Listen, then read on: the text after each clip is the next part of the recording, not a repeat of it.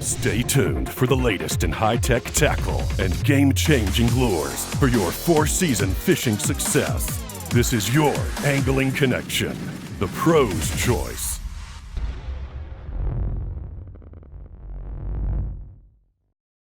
This is Mike Pahanik with the Pro's Choice, your Angling Connection, and we're at the Lee's Global Tackle booth here with Jeff Miller, and we're talking again about some of the NIKKO plastics. And Jeff, I know there's a micro bait that you've been using to great effect on on all kinds of waters. Tell us a little bit about this one.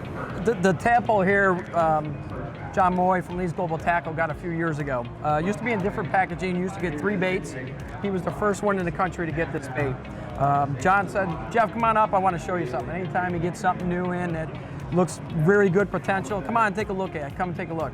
So I'm looking at this bait and I said, John, it says tadpole on there. And he goes, yeah, it says tadpole. I said, well, I want to give this tadpole a try. Fishing the Great Lakes and for smallmouth bass. I said, because I'm going to take this thing and I really think it's a goby. To me, this looks like a goby with the little penetures on the side, the way the tail wiggles.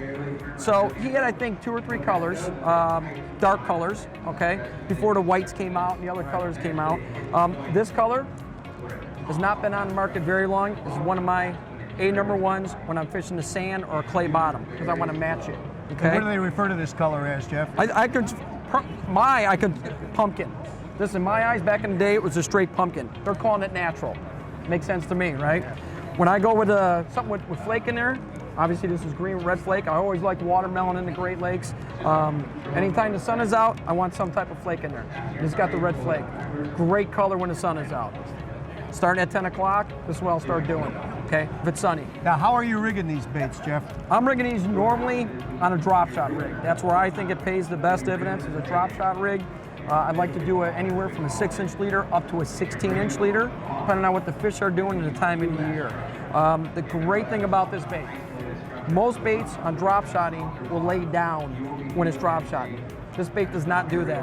It sits out vertical, okay? Sits out vertical. More natural presentation than I've ever seen before. That's why this bait is #1 when it's drop shot.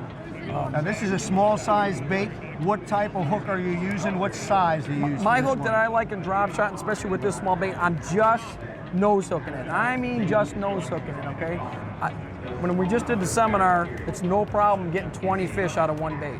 You ask why there's only 5 pieces of plastic in there, I'm gonna be through it ASAP. 20 fish minimum per bait. What it does is stretches. Incredible plastic, absolutely incredible. I always try to do a #1 hook. If I can, a little beefier. Sometimes I have to go to a #2. Not 1/0. People get confused. #1 drop shot hook, #2. There's a lot of guys that go to a 4, which is real tiny. I don't like that. Yeah, a lot of guys do 4, some guys do 6. That's a very small hook. I want a little, if you look, there's a little meat there. There's a little meat there. So I want a little bigger, wider gap. That's just my preference. That's all it is. #1, #2. Let me ask you one more question. Yes, sir. On presentation, with the nature of this bait, is there anything unique about how you're presenting that bait? The way I present it always is toss it out there. We're not going to talk bed fishing. It is my #1 bed fishing bait. I didn't want to talk about this year. I thought about it this morning. We talked about it last night a little bit. I'm going to show it. My #1 bed bait, bar none, for smallmouth. I've tried everything. Flukes, Senkos, you name it, my #1 drop shot bait on the bed. When I'm typically just casting it out there, I want it to hit the bottom, and I'm shaking that rod tip. I'm not dragging or pulling, I'm just shaking it, making it dance, because it's sitting out vertical, and the tail's just going like this. Yeah. In that one spot, pop it out, let it sit again. Shake it. Just using that rod tip to shake it. That's all I'm doing. And it just catches them because of the presentation of the natural bait. All right, sounds like a bait we want to take a look at. Absolutely, absolutely. Okay. All right, thanks, Jeff. Good to see you. Good seeing you. Right. Thank you. Thanks, Jeff. Yep.